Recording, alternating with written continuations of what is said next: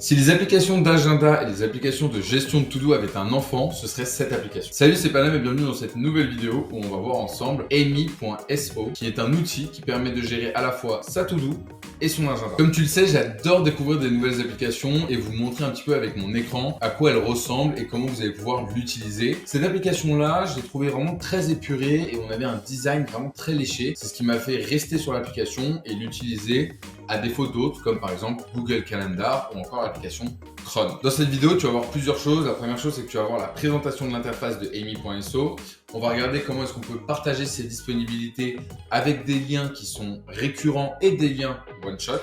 Ça, c'est très utile. Et on va voir aussi comment est-ce qu'on peut utiliser sa to-do avec son agenda. Comment est-ce qu'on va pouvoir, avec un simple drag and drop, rajouter les éléments de sa to-do dans son agenda et ne pas les oublier. On va voir comment est-ce que le module contact que Amy.so a mis en place est un module très prometteur. Vous allez voir qu'on peut même regarder quel est le dernier son écouté sur Spotify par votre prospect. Ça peut servir si vous voulez vendre une prestation. Et enfin, je vais vous montrer comment est-ce que vous allez pouvoir accéder à cette application qui est aujourd'hui en usage uniquement privé. Allez, c'est parti, on se retrouve tout de suite sur mon écran.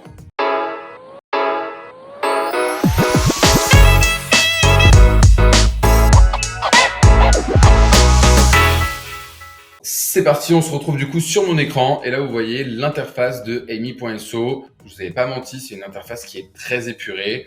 On commence tout de suite par vous présenter ça. Ensuite, on passera sur les disponibilités, la to-do, les contacts et enfin l'accès à l'application.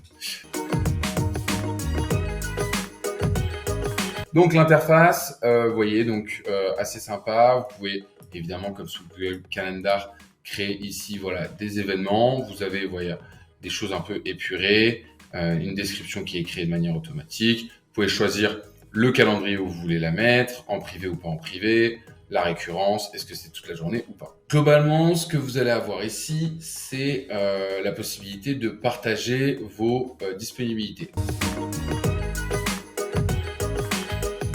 Donc ici, on va appuyer sur Share. Et là, vous voyez, là, on a des slots qui ont déjà été créés. Vous allez avoir deux options. Soit vous décidez de partager tous vos free slots. Donc là, en fait, ça revient à faire un lien Calendly pour ceux qui connaissent, ou Calendar, ou Zcall. Rendez-vous sur ma chaîne YouTube. Et ici, vous allez pouvoir aussi sélectionner des spécifiques slots. Donc ça, c'est intéressant. C'est-à-dire que vous voulez faire un meeting avec quelqu'un, mais vous voulez faire que le matin, et bien vous venez lui sélectionner ça. Ça fait quoi? Ça fait que si vous appuyez ici sur... Alors déjà ici, vous pouvez éditer la chose. Donc changer le titre, changer la description de l'événement, changer le lieu. C'est-à-dire si vous voulez sur Google Meet, sur Zoom, etc. Et ici, vous pouvez même personnaliser le lien. Donc là, si on appelle par exemple YouTube, hop, personne n'a pris. Ici, vous pouvez changer la duration. Et ensuite, vous pouvez ici appuyer sur Create. Et donc là, il vous propose deux choses. Soit vous copiez les slots, soit vous copiez le lien. En copiant les slots, il va en fait vous prendre un petit texte en disant vous êtes disponible sur ces dates-là. Je vais vous montrer ça. De toute façon, hop, faire update, copier les slots.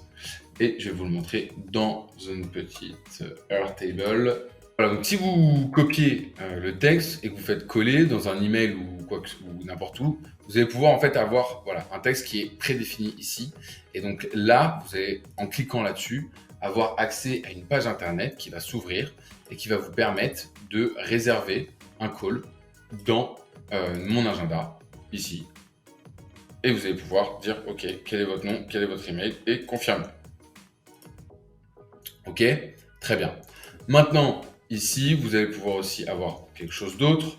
Si je fais update, hop, copier le lien cette fois-ci. Pareil, si on va sur Internet et qu'on met l'URL de ce lien-là, vous allez avoir, vous voyez déjà ici, là, le slash YouTube, c'est très intéressant. Et donc là, hop, si vous allez en décembre, c'est-à-dire là où j'ai mis mes slots, voilà. Vous voyez une interface très jolie où on a les différentes possibilités pour prendre son créneau. Donc là, si vous cliquez là-dessus, hop, on a un petit résumé de qu'est-ce qui va se passer et vous allez pouvoir appuyer sur confirmer et booker votre rendez-vous. Donc ça, franchement, hyper utile. Je suis assez content. Donc ça, c'était pour la partie comment est-ce qu'on peut partager ses disponibilités. On va maintenant regarder ensemble comment est-ce qu'on peut utiliser sa to-do parce que je vous ai dit que c'était quand même le mix entre le planning et la to-do. Et bien la to-do, c'est assez simple. Vous avez un bouton ici qui vient faire apparaître la to-do dans votre vue. Bon, là, j'ai ma to-do de mes différents projets, mais je vous ai mis ici une to-do sur les différentes vidéos YouTube que je suis en train de planifier. Ce qui est intéressant, c'est qu'en fait, la to-do, on va pouvoir la prendre et la dropper à un endroit de son planning et lui dire, bah voilà, moi je vais prendre ce temps-là pour le faire. Ce qui se passe, c'est que en fait, du coup, vous allez pouvoir ici voir quand est-ce que vous l'avez programmé. Donc là, c'est dans 2 mois. Et si jamais vous dépassez cette date-là, il va dire, attends, la to-do, elle était pour yesterday. La vidéo YouTube sur amy.so, je suis en train de la faire, donc je peux cliquer sur OK. Et là, en fait, vous voyez, on voit encore, mais qui est de manière grisée, que la to-do, c'était programmé, mais que l'action a été réalisée. Bien, pour la to-do, c'est à peu près tout ce que je voulais vous montrer. Maintenant, on va passer au contact. Et donc là, vous allez pouvoir accéder à tous les contacts qui sont liés à votre adresse email. Donc là, je vous ai mis dans un groupe qui s'appelle The Secret Company, qui est le groupe avec les personnes avec qui je travaille. Ce qui est intéressant, c'est que si vous cliquez sur un des contacts, vous allez avoir un dashboard sur ce contact-là qui est assez prometteur. La première chose que j'aime bien dans ce dashboard, c'est qu'on peut ajouter une note. Ça peut être utile. Bon, je ne sais pas trop, je ne l'ai pas encore utilisé pour l'instant, mais ça peut être utile.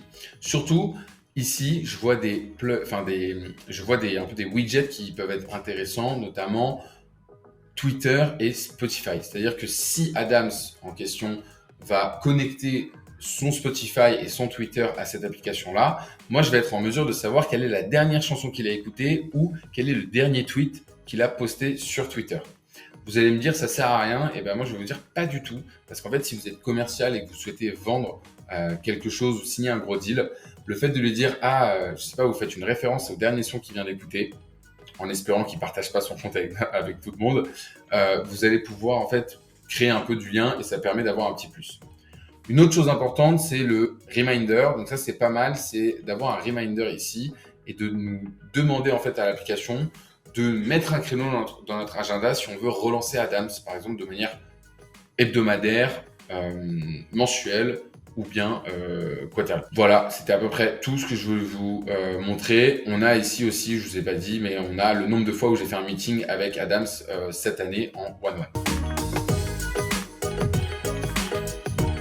Alors pour amy.so, l'accès à l'application il est privé, donc il va falloir que tu m'envoies un email pour que je puisse te rajouter à l'application et que tu puisses la tester.